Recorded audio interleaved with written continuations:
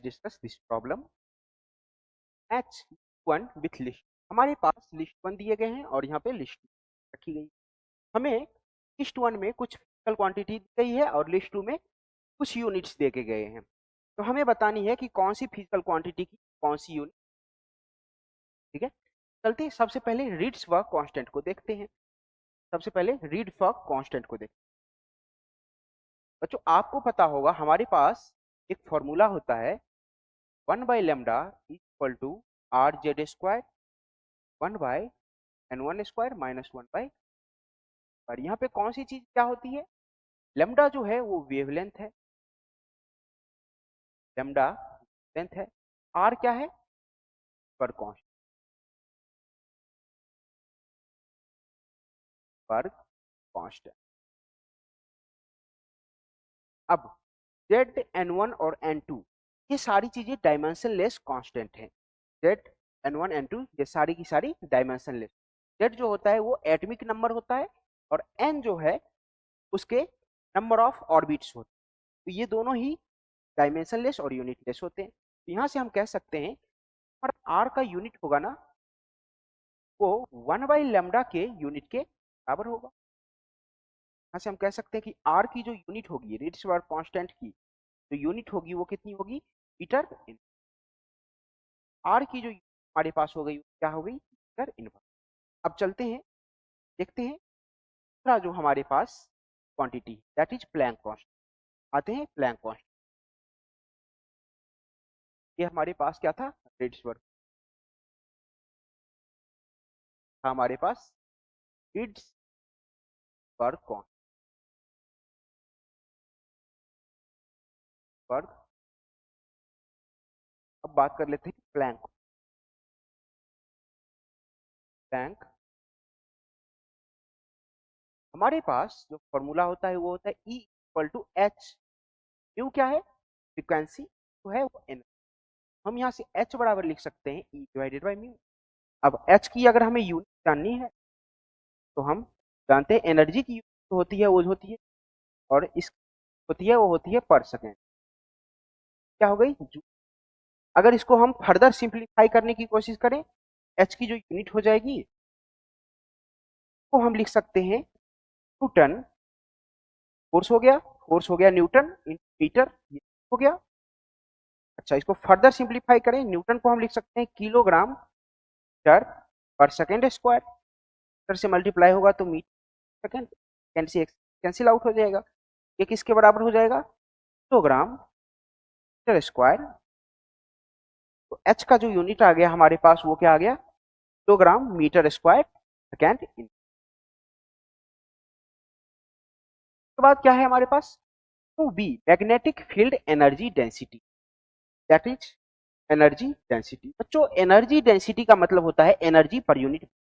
अब वो किसी भी टाइप की एनर्जी डेंसिटी हो, एनर्जी डेंसिटी तो एनर्जी डेंसिटी है उसका यूनिट तो सेम ही होने वाला है ना। तो बात कर लेते हैं एनर्जी डेंसिटी।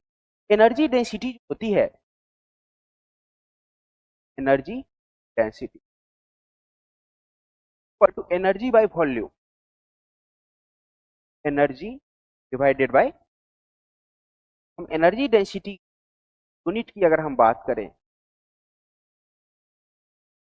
एनर्जी की जो यूनिट होगी वो हो जाएगी जूल और जूल को हम लिख सकते हैं न्यूटन मीटर और वॉल्यूम को हम लिख सकते हैं तो म्यू भी।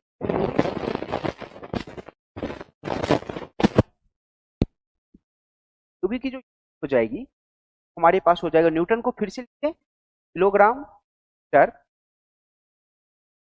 Second power -2 metre divided by metre.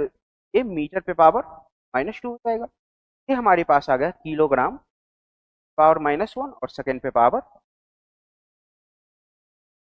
तो ये हमारे पास तीन क्वांटिटीज आ गई।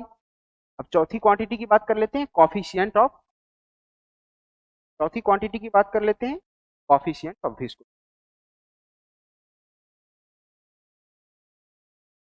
Coefficient of viscosity that is eta. तो हमारे पास जो फॉर्मूला होता है F is equal to by eta are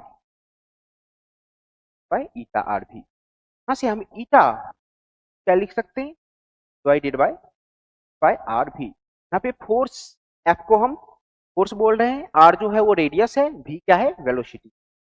यहाँ से इस हो जाएगी ना, क्या हो जाएगी, एफ की जगह आप न्यूटन रख सकते हो, 6 पाई यूनिट लेस है, आर की जगह आप मीटर रख सकते हो, और वेलोसिटी की जगह मीटर पर सेकेंड रख सकते हो। यूनिट जो हो जाएगी न्यूटन को फिर से हम रख देंगे किलोग्राम मीटर पर सेकेंड स्क्वायर, एस पे पावर -2, और ये एस पे पावर 1। अगर यहाँ पे बात करें तो मीटर पे power equal to kilogram metre to the power -1 and S पे पावर भी। ये हमने चारों ही इक्वल क्वांटिटी के हमने क्या किए, यूनिट्स कैलकुलेट कर लिए। अब आंसर को मैच करते हैं। चलिए, रीड्स वर्क का क्या होगा, मीटर इनवर्स। तो जो हमारा पहला है उसका क्या होगा, मीटर इनवर्स। तो हम कह सकते हैं कि ए का आंसर जो होगा वो हमारा थर्ड होगा। दूसरा जो है वो प्लैंक कांस्टेंट है, तो है वो हमारा प्लैंक कांस्टेंट है। और बी का आंसर क्या होना चाहिए, तो देख लेते हैं। तो है किलोग्राम मीटर स्क्वायर पर सेकेंड, किलोग्राम मीटर स्क्वायर पर सेकेंड, दैट इज आंसर। अब सी की बात कर लेते हैं, तो है वो एनर्जी डेंसिटी।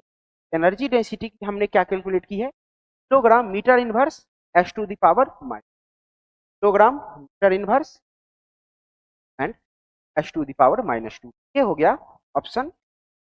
अब बात कर लेते हैं, दैट इज कोफिशिएंट ऑफ, हमने क्या कैलकुलेट किया है, coefficient of viscosity, kilogram metre inverse second inverse. देख लेते हैं, kilogram metre inverse second inverse, that is option 1। ये आपका आंसर है। ए का थर्ड, का सेकेंड, का फोर्थ एंड का 1, ऑप्शन सी का राइट आंसर। तो बच्चों हमने यहाँ पे कॉन्सेप्ट यूज किया है। कॉन्सेप्ट हमने क्या यूज किया है, सिंपली हम कह सकते हैं कि यूनिट कैलकुलेट करने की मेथड हमने यूज, है ना, मेथड ऑफ यूनिट कैलकुलेशन,